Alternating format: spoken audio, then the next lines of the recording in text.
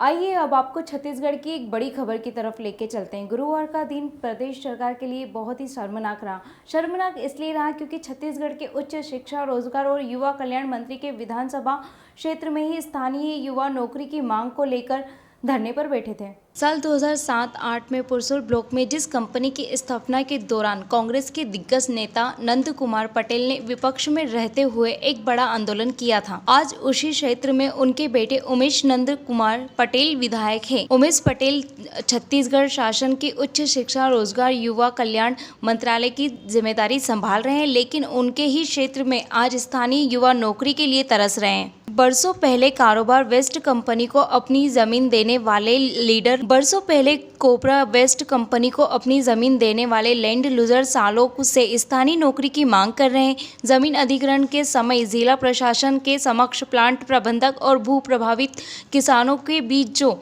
अनुबंध तैयार हुआ था, उस अनुबंध के मुताबिक प्लांट प्रबंधक ने अपना किसी भी दावे को पूरा नहीं किया है। जमीन लेकर उद्योग तो खड़ा हो गया है, लेकिन सालों से किसान जमीन का मुआवजा और स्थानीय नौकरी के लिए धक्के खा रहे हैं। नतीजा आज स्थानीय लैंड लूजर आंदोलन पर उतारू हो गए। किसान के समर्थन में युवा कांग्रेसी नेता व जिला पंचायत सदस्य आकाश मिश्रा ने भी प्लांट प्रबंधक के खिलाफ मोर्चा खोल दिया है। Bureau report. परिचय देंगे। मेरा नाम घनश्याम गर्ग है और इधर HR डिपार्टमेंट में हूँ मैं यहाँ पे। बताएंगे, आज जो लैंड लूजर्स हैं वो बैठे हुए हैं, क्या कुछ उनकी डिमांड्स हैं अब तक जो आपके पास आई हैं? नहीं, उन डिमांड्स के बारे में तो आपको भी अभी विदित किया जा चुका है एंड आप सभी जानते हैं।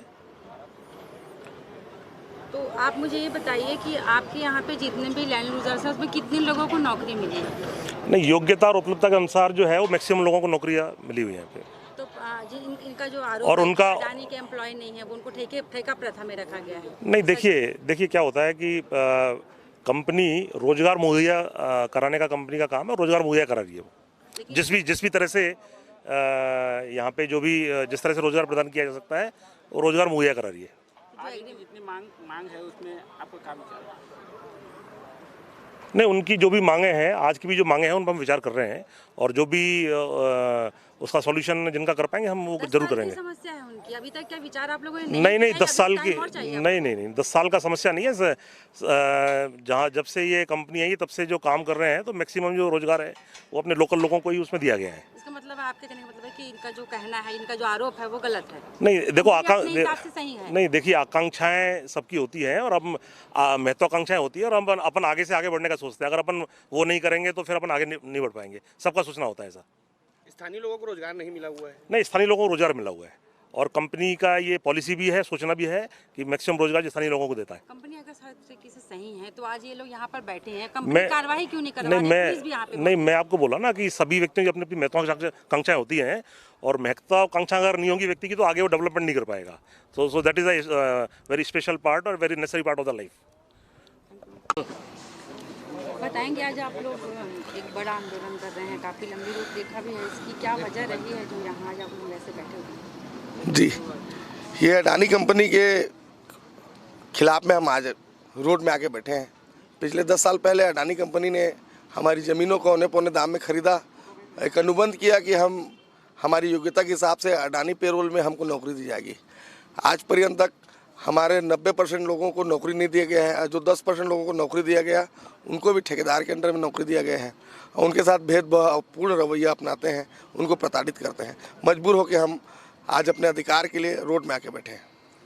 बताएंगे, उस समय भी जब स्थापना हो रही थी उद्योग के, उस समय भी एक बड़ा आंदोलन था और आज आपकी सत्ता होते हुए भी आप लोगों को ज़मीन पर बैठना पड़ रहा है अपने अधिकारों को। जी देख रहे हैं। जी, पिछले समय 10 साल पहले भारतीय जनता पार्टी की सरकार थी। उस समय हम अपने अधिकारों के लिए ज़मीन में उतरे थे। ज़मीन में उतर के हम अपने अधिकारों के लिए जिला प्रशासन के समक्ष एक अनुबंध बनवाए थे त्रिपक्षीय वार्ता के माध्यम से, परंतु 10 साल में त्रिपक्षीय वार्ता के अनुबंध के जो पॉइंट थे उसमें किसी भी नियम को यहाँ क्रियान्वित नहीं किया गया। आज मजबूरन हमें फिर से ज़मीन में बैठना पड़ा है और मैं रूलिंग पार्टी का एक छोटा सा हिस्सा हूँ, पर मुझे अपने सरकार पे भरोसा है।